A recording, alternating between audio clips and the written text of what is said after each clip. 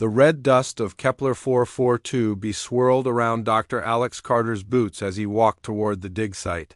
The morning sun cast long shadows across the rocky landscape, and the air felt thin in his lungs despite the breathing mask. He had been on this planet for 3 months now, searching for traces of the Zephyrian people who had lived here. Thousands of years ago, Alex wiped sweat from his forehead and looked at the deep hole his team had been digging for weeks. They had found pottery pieces, metal tools, and strange crystals, but nothing really special. His funding would run out soon, and he needed to find something important to justify staying longer. "Alex, come look at this," called Dr. Maya Rodriguez from across the site. She was kneeling next to a computer that showed underground scans. Maya was the best language expert he knew, and she had been trying to decode the Zephyrian writing they had found. Alex walked over to her, stepping carefully around the equipment scattered on the ground. "What did you find?" Maya pointed at the screen. The image showed something large buried deep underground, maybe 50 feet down. It was long and metallic, much bigger than anything they had discovered so far. "The scanner shows it's about 2 kilometers long," Maya said, her voice excited. "And look at this shape. It doesn't look like a building or a statue. It looks like a ship." Jake Morrison, their engineer, came running over when he heard Maya's words. Jake was young but very good with machines and computers. He had been fixing their broken equipment all morning. "Did you say ship?" Jake asked, breathing hard from running. "Like a spaceship?" "Maybe," Alex said slowly. He studied the screen more carefully. The object was definitely artificial, made by intelligent beings. Its smooth curves and pointed ends did look like a ship, but it was buried under tons of rock and dirt. Captain Lisa Brooks joined them, her hand resting on her weapon as always. Lisa was their security chief, hired to protect them from wild animals and other dangers on this remote planet. She was tough and smart, and Alex trusted her completely. "What's all the excitement about?" Lisa asked. Alex explained what they had found. Lisa looked at the screen and whistled softly. "That's big." "Really? Big. How old do you think it is?" "The rock layer suggests it's been buried for at least 3,000 years, Maya said. "Maybe longer. The Zephyrians disappeared around that time, so this could be one of their ships." Alex felt his heart beating faster. If this really was a Zephyrian ship, it would be the discovery of a lifetime. The Zephyrians had been an advanced civilization, but very little remained of their technology. Most of what they knew came from broken artifacts and incomplete records. "Can we dig it up?" Jake asked. Alex looked around at their small team and limited equipment. "It would take months, maybe years, and we'd need much bigger machines." "What if we just try to find a way inside?" Maya suggested. "Maybe there's an entrance we can reach without digging up the whole thing." They spent the next few hours planning. Jake used different scanners to map the buried object more carefully. It definitely looked like a ship, with what appeared to be rooms and corridors inside. Best of all, the scans showed it was still intact, not broken or crushed by the weight of Earth above it. "There," Jake pointed to a spot on the map. "This looks like it might be an entrance. It's only about 20 feet down. We could dig a tunnel to reach it." Alex made his decision. "Let's do it. But we go slowly and carefully. This could be the most important archaeological find in human history." They worked for 2 weeks, digging a narrow tunnel down toward the buried ship. The work was hard and dangerous. They had to be careful not to cause a cave-in that could bury them alive. Jake set up supports to keep the tunnel from collapsing, while Maya documented everything they found. As they got closer to the ship, they began finding more artifacts.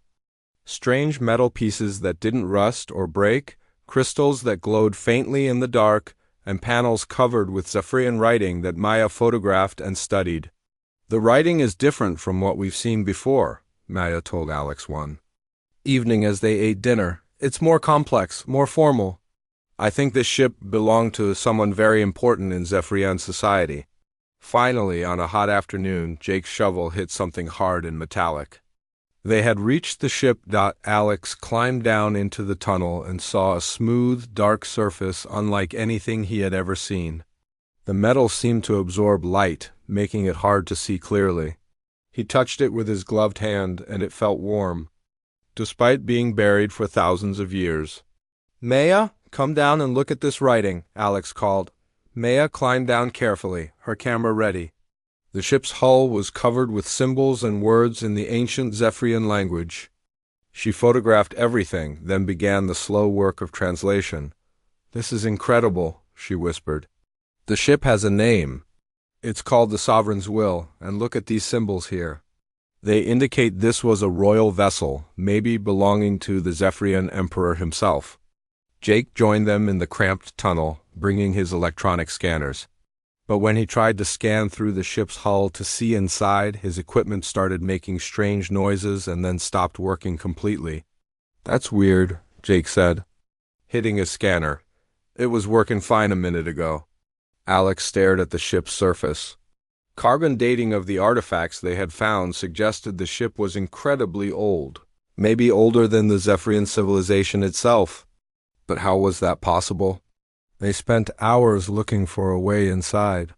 The ship's surface was perfectly smooth, with no visible doors or openings.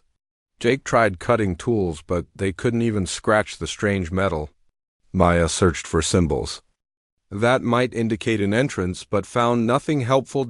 As the sun began to set, Alex felt frustrated and tired. They had found the discovery of a lifetime, but they couldn't get inside to explore it. He pulled off his gloves and placed his bare hand against the ship's warm surface.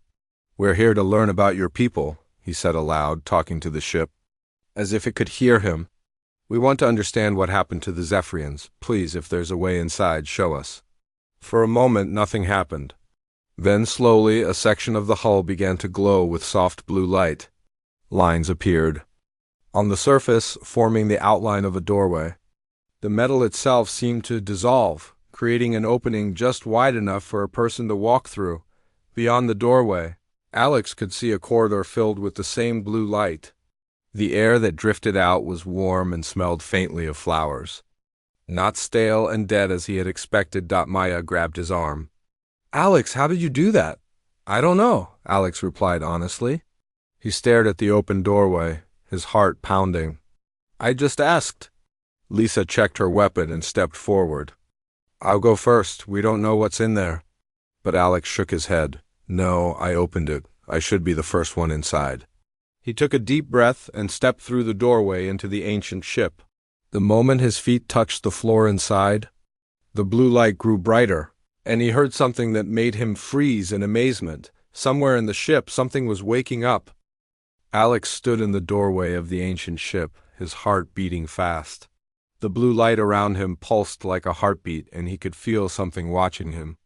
Behind him, Maya, Jake, and Lisa waited in the tunnel, their faces full of worry and excitement. "Alex, are you okay?" Lisa called softly. "I think so," Alex replied, though he wasn't really sure. The air inside the ship felt different, almost alive. It was warm and clean, not dusty and stale like he had expected from something buried for thousands of years. He took another step forward, and the floor beneath his feet began to glow. The light spread outward in ripples, lighting up the corridor. Ahead of him, the walls were covered with symbols that seemed to move and change as he watched them. "The symbols are shifting," Maya said from behind him. She had followed him into the ship, her camera ready. "They're changing from ancient Zephyrian to something else." Jake came next, carrying his scanner even though it still wasn't working properly.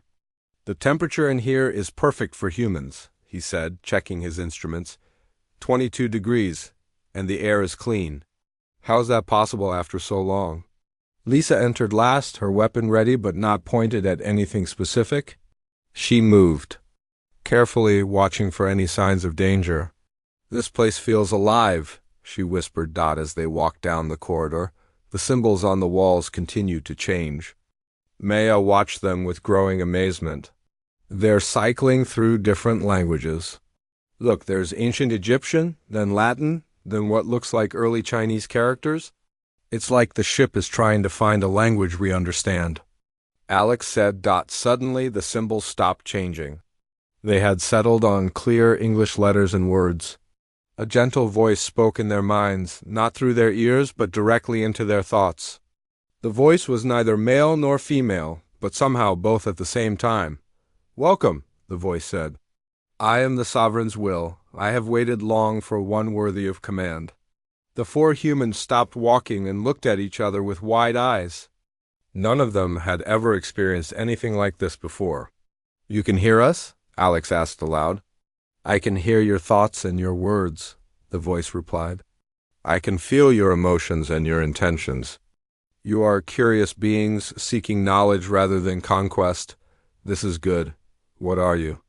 Maya asked, still taking pictures of everything around them. "I'm what you might call an artificial intelligence, though I'm far more complex than anything your species has yet created. I was built by the Zephyrians to serve as their greatest vessel, designed not just for travel between stars, but as a living library of their civilization's knowledge." The corridor opened into a vast room, filled with floating lights and holographic displays. Information flowed around them in streams of light and color. Alex could see star maps, technical diagrams, and what looked like historical records of the Zephyrian people. "This is incredible," Jake breathed, staring at technology that was clearly centuries ahead of anything humans had built. "I contain the sum of Zephyrian knowledge," the AI continued.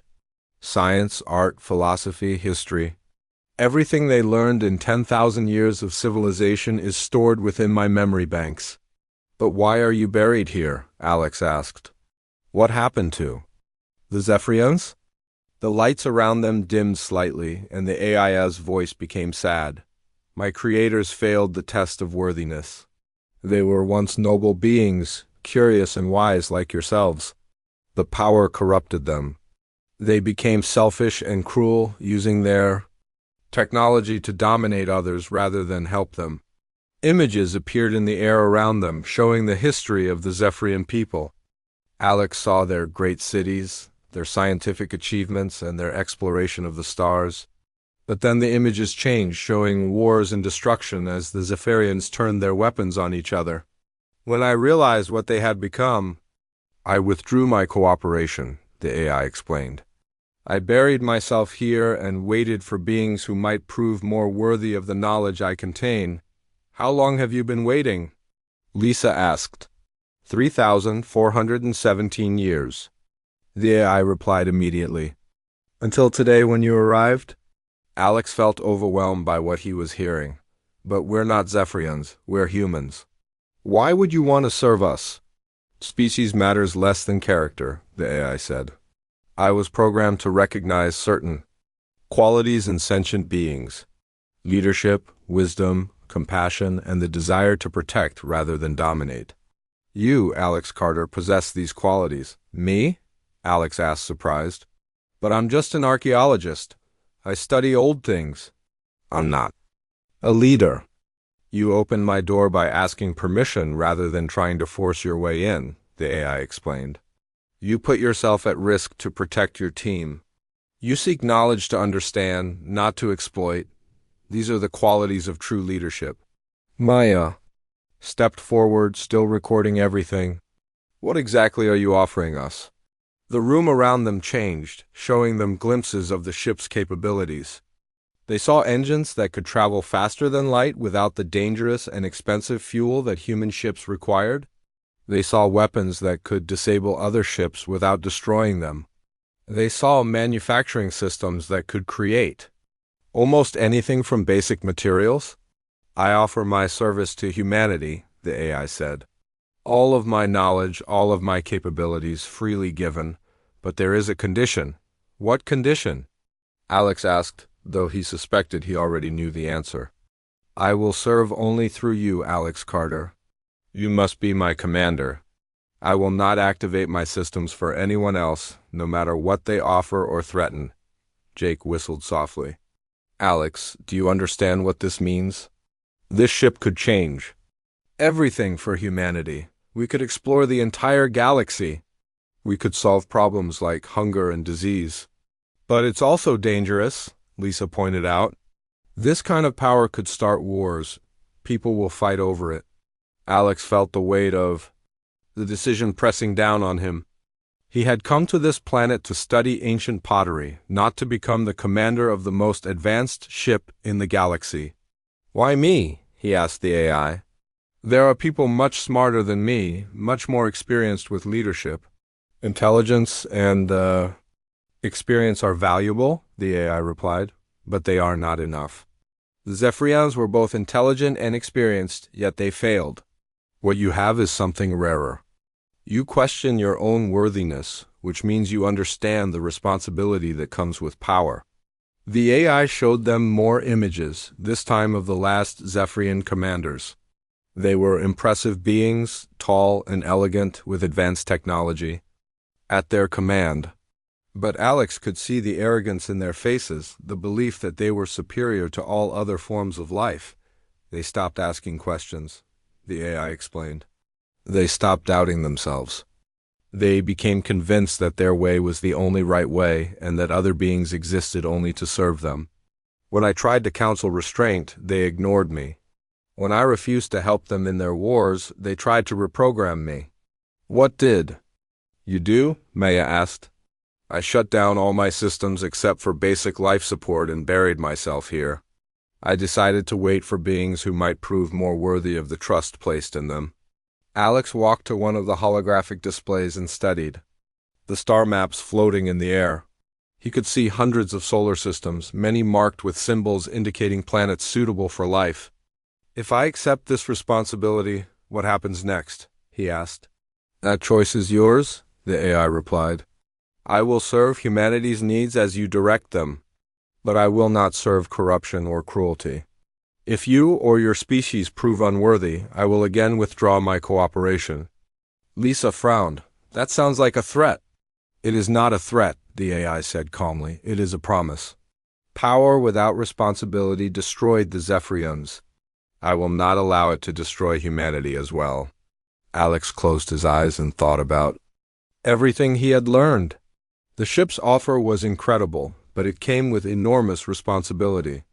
He would have to make decisions that could affect not just his own life, but the future of all humanity. When he opened his eyes, he saw his team watching him with expectant faces.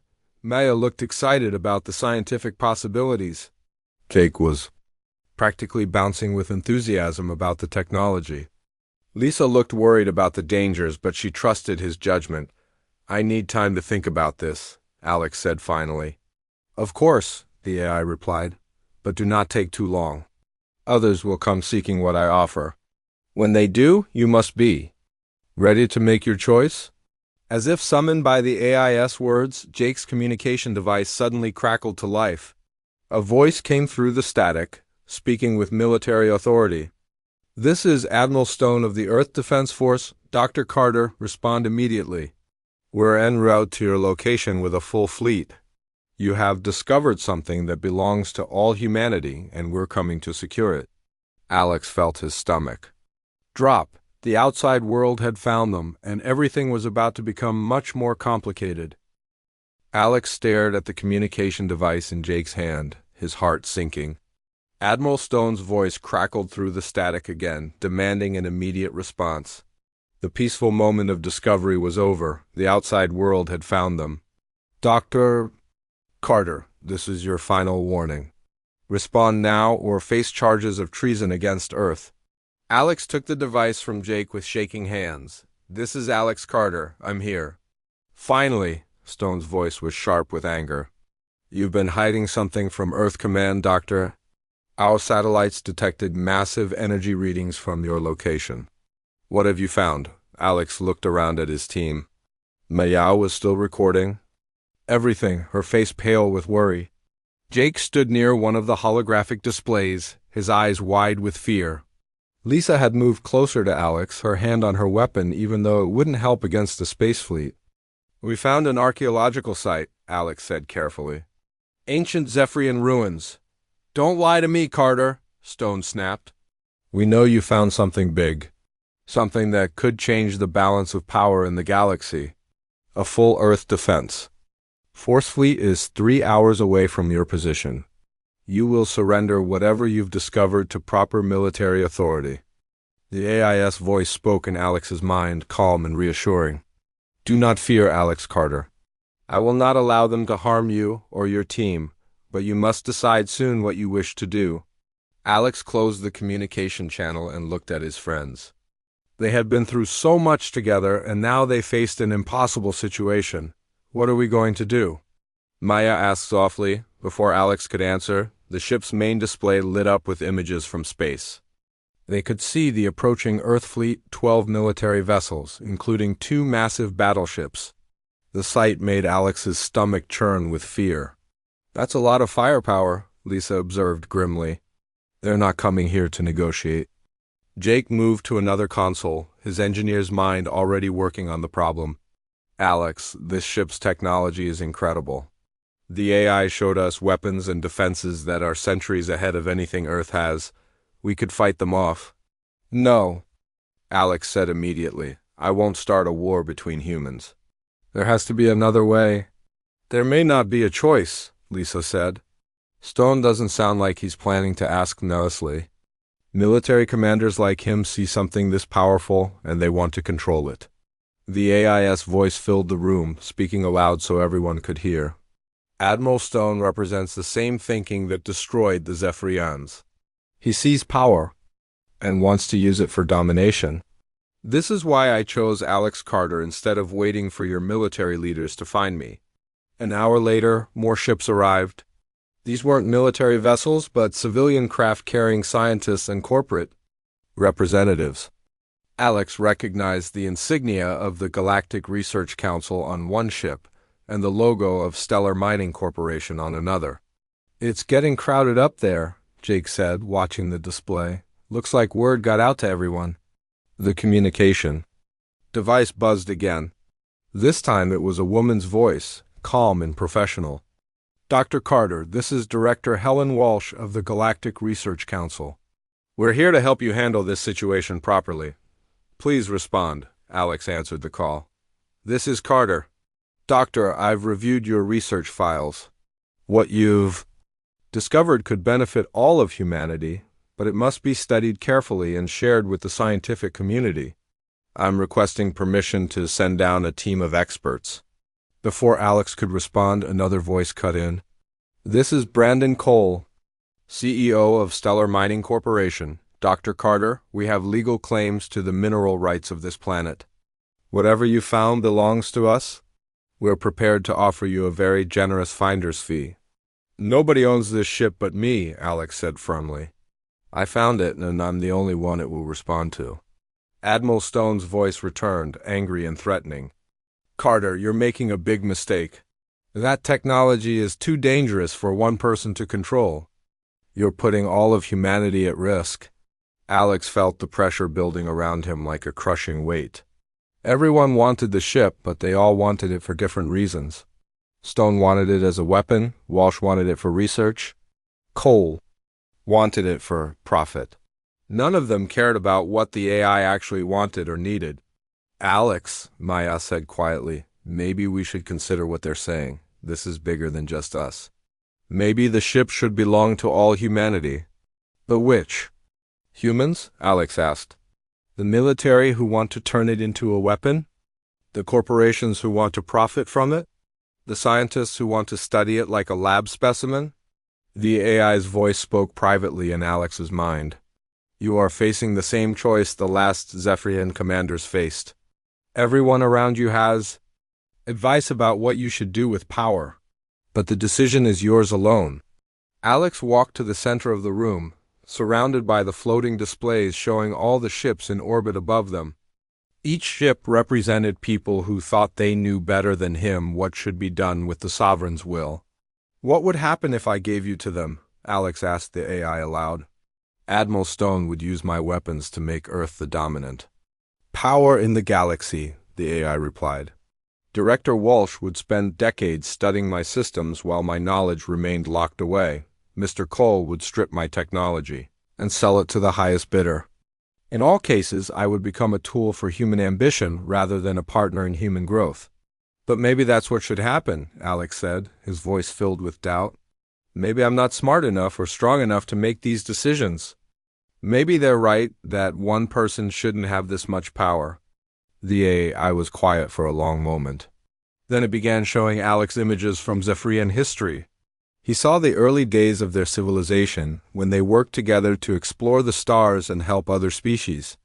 Then he saw the later period when they became convinced that only they knew what was best for the galaxy.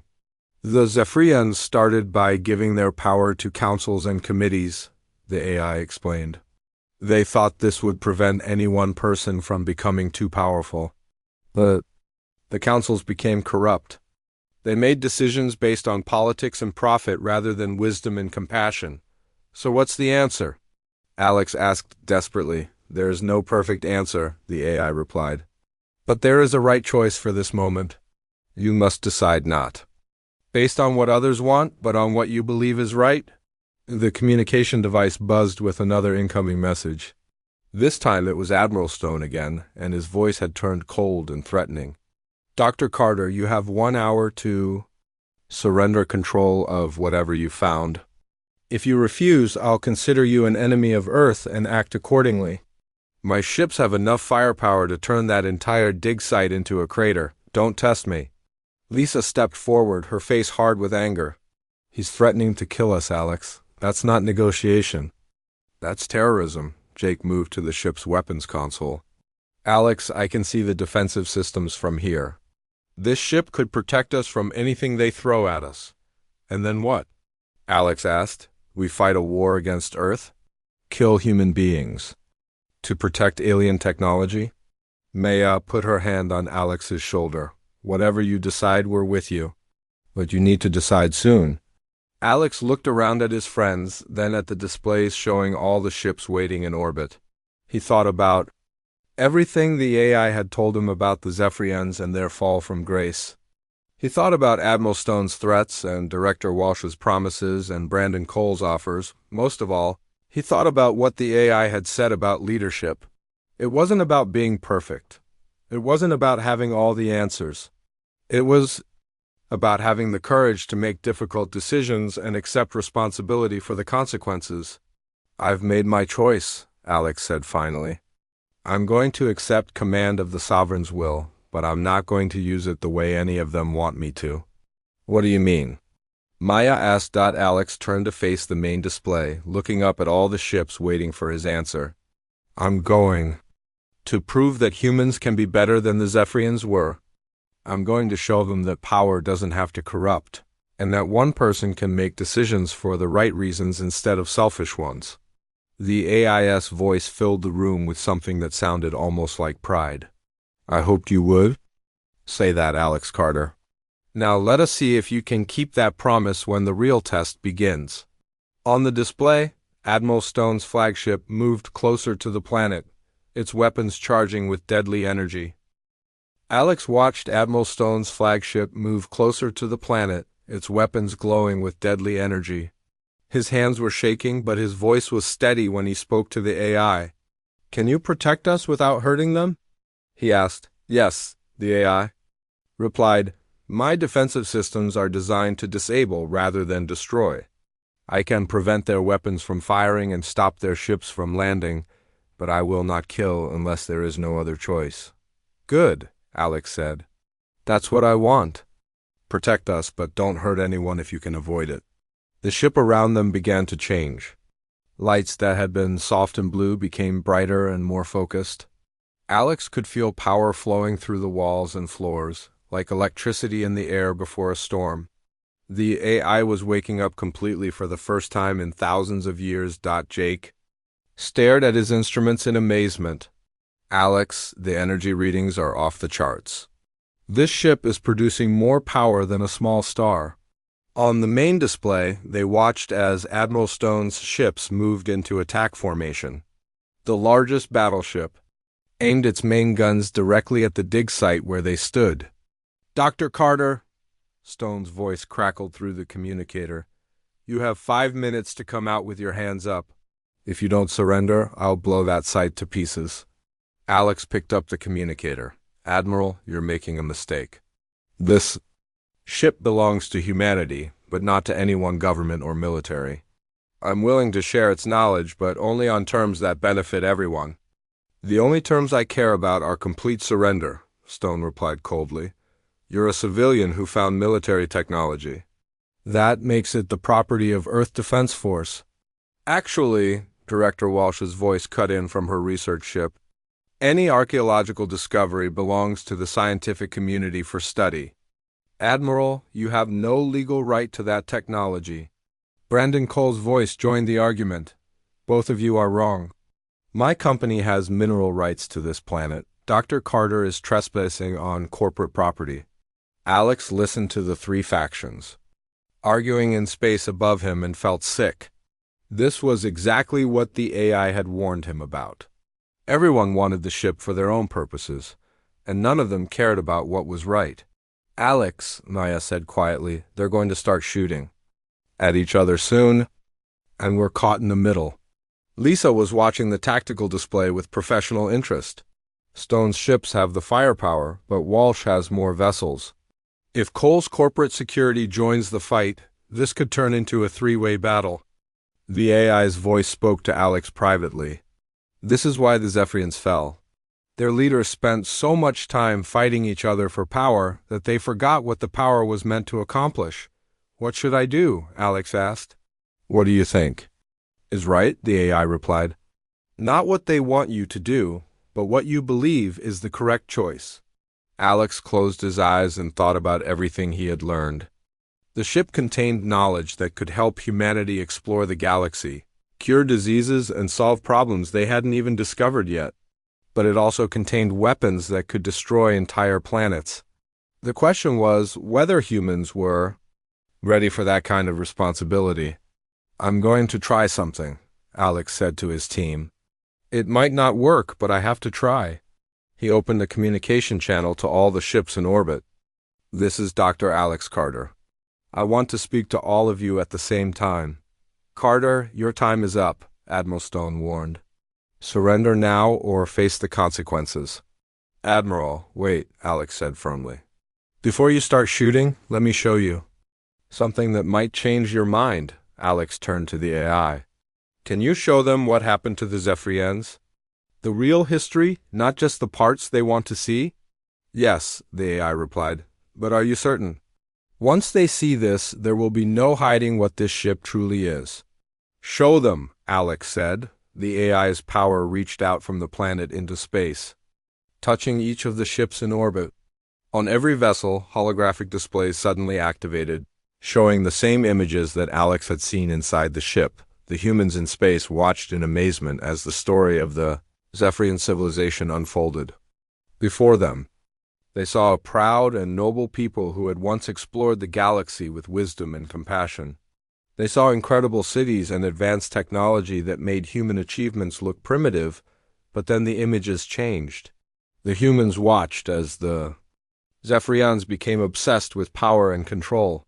They saw civil wars that tore apart their civilization. They watched as the Zephyrians used their advanced weapons to destroy their own worlds. Finally, they saw the last days of the Zephyrian Empire, when the few survivors fled into deep space, leaving behind only ruins and regret.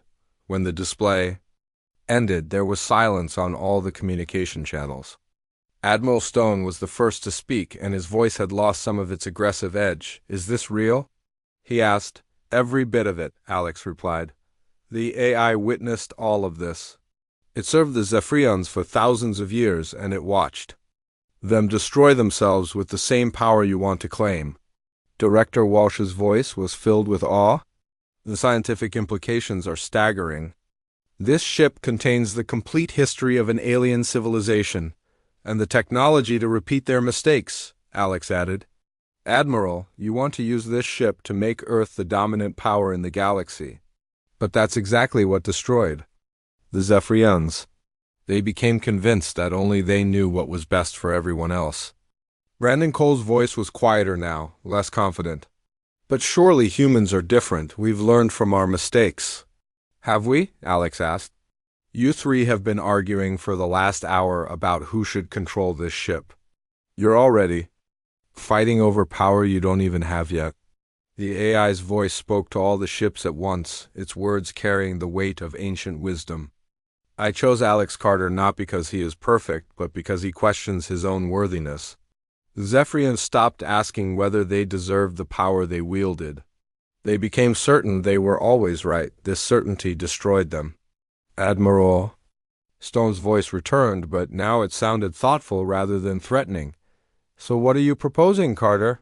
That we just leave this technology buried? No, Alex said. I'm proposing that we use it responsibly. The AI has agreed to share its knowledge with humanity, but only under conditions that prevent us from repeating the Zephyrians' mistakes. What conditions? Director Walsh asked. Alex looked around at his team, drawing strength from their supportive faces. The ship will serve all of humanity, not any one nation or corporation. Its knowledge will be shared freely, but its weapons will only be used for defense. And most importantly, it will never be used to force our will on other species. That's naive, Admiral Stone said. What happens when we encounter hostile aliens? What if they attack us? Then we defend ourselves, Alex replied. But we don't become the aggressors. We don't use superior technology to dominate others the way the Zephyrians did. There was a long pause as the people in the ships above considered Alex's words, then Director Walsh spoke up. Dr. Carter, what you're suggesting sounds like idealism. But perhaps that's what we need. The scientific community would support your proposal. Brendan Cole was less enthusiastic. My shareholders won't be happy about giving up exclusive access to alien technology. Your shareholders will be even less happy if humanity destroys itself the way the Zephyrians did. Alex pointed out. Admiral Stone remained silent for several minutes. When he finally spoke, his voice was grim. Carter, I don't like this. Military commanders need clear chains of command and decisive action. But I've seen what happens when civilizations turn their weapons on themselves. If you're really committed to using this responsibly, then maybe we can work together. Alex felt a wave of relief wash over him. The immediate crisis was over, but he knew the real challenges were just beginning. There's something else you all need to know, Alex said. The AI has detected something in deep space. Ships approaching our position. They're not human. The display changed to show distant stars, and there, moving slowly but steadily toward their solar system, were vessels of clearly alien design. Who are they? Maya asked. The IS voice was solemn. They are the last survivors of the Zephyrian. People. They have been searching for me for 3,000 years, and now they have found me. The alien ships appeared on the display like ghosts from the past. Alex stared at them, his heart pounding as he realized everything was about to change again. The Zephyrians were supposed to be extinct, but here they were, coming to reclaim their lost ship. How many ships? Admiral Stone asked, his military training taking over. 3 vessels, the AI replied. They are old and damaged, carrying perhaps 1,000 survivors. They have been traveling through space for many years, searching for any remnant of their lost civilization. Alex watched the approaching ships with mixed emotions. Part of him was excited to meet living members of the species he had studied for years, but another part worried about what their arrival would mean for the fragile agreement he had just made with the human factions. What do they want? Director Walsh asked. They believe I belong to them, the AI answered. The Sovereign's will was built by their ancestors. In their minds, I am their property, their heritage, their right. Jake looked worried. Are they hostile? Not hostile, the AI said. Desperate. They are the last of their kind, refugees from a civilization that destroyed itself. They see me as their only hope for survival and rebuilding. Admiral Stone's voice came through the communicator, sharp with concern. Carter, this changes everything.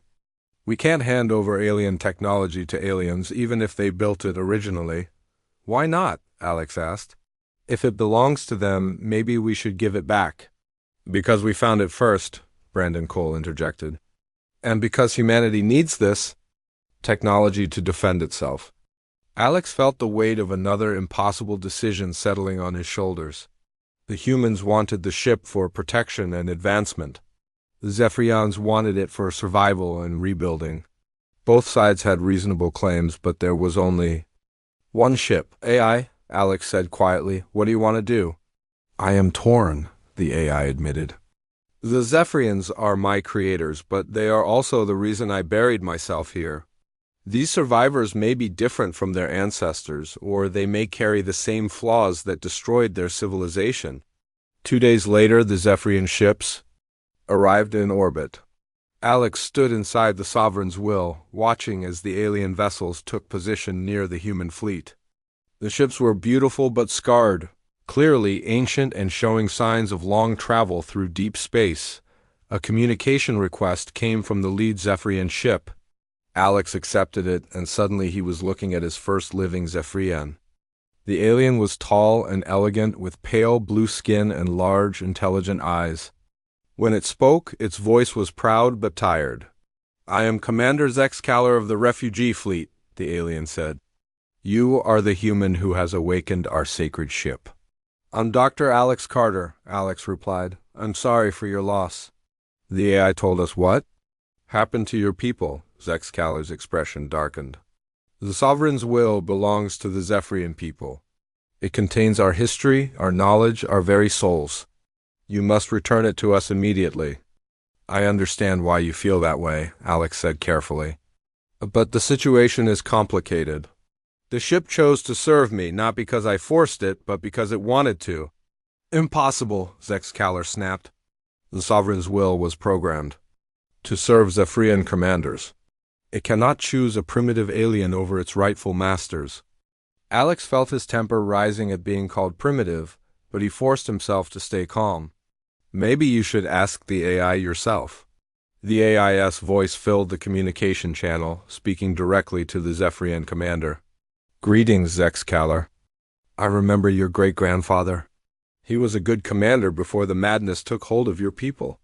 Zexcaler's eyes widened with surprise and something that might have been pain. Sacred One, you have been lost to us for so long. We have searched the galaxy for you. Our people are dying, scattered across dead worlds. We need your help to rebuild our civilization. I understand your need, the AI replied gently, but I cannot serve you as I once did. You carry the same pride that destroyed your ancestors. Even now, you call the humans primitive, though they have shown more wisdom in 2 days than your people showed in their final centuries.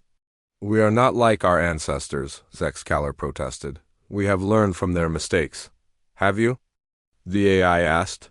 Then why do you demand rather than ask? Why do you claim ownership rather than seek partnership?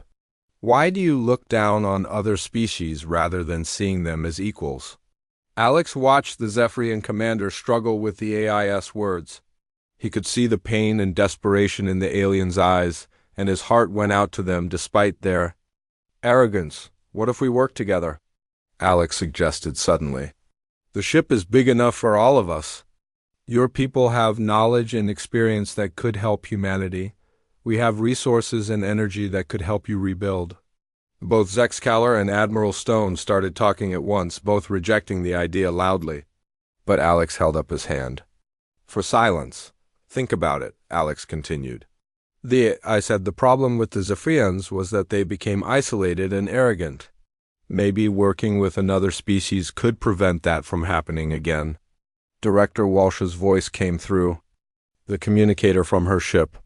Dr. Carter, that's actually a fascinating proposal from a scientific standpoint. Imagine what we could learn from each other. Absolutely not, Admiral Stone said firmly. We can't trust aliens with human technology. It's not human technology, Alex pointed out. It's Zephyrian technology that chose to serve humans. There's a difference. Zexcaler was quiet for a long time, clearly thinking hard about Alex's proposal.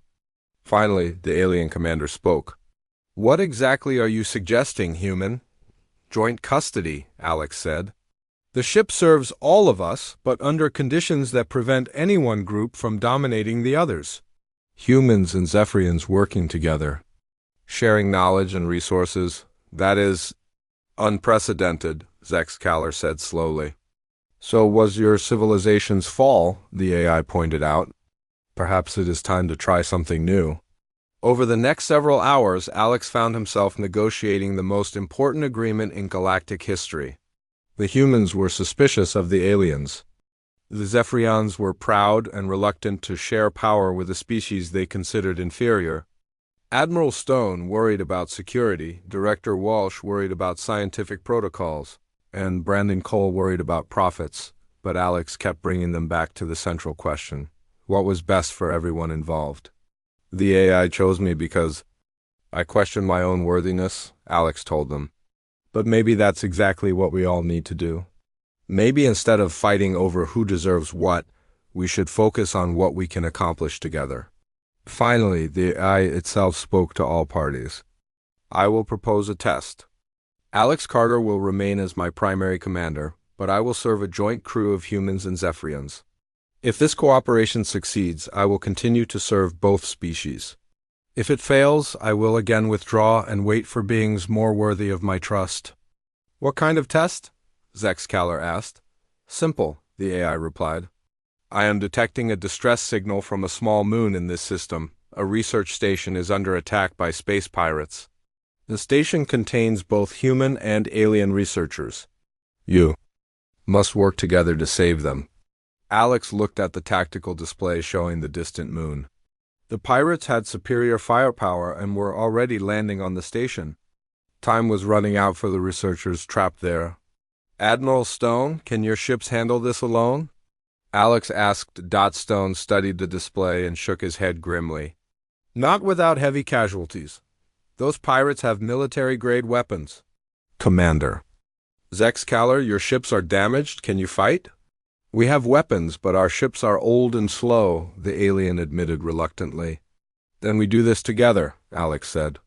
The Sovereign's will can get us there quickly, but we'll need all of our ships working together to save those people. For the first time since the aliens arrived, Zexcaler smiled. It was a strange expression on the alien face, but it looked genuine. Very well, human Alex Carter. Let us see if your species can teach an old civilization new tricks. Alex felt the Sovereign's will come to full life around him as humans and Zephyrians worked together for the first time in thousands of years. The ship rose from the planet's surface, heading toward the distant moon where people needed rescue. Behind them, the combined fleet of human and Zephyrian ships followed, their former enemies now united in a common cause. The test had begun, and with it, perhaps a new chapter in galactic history.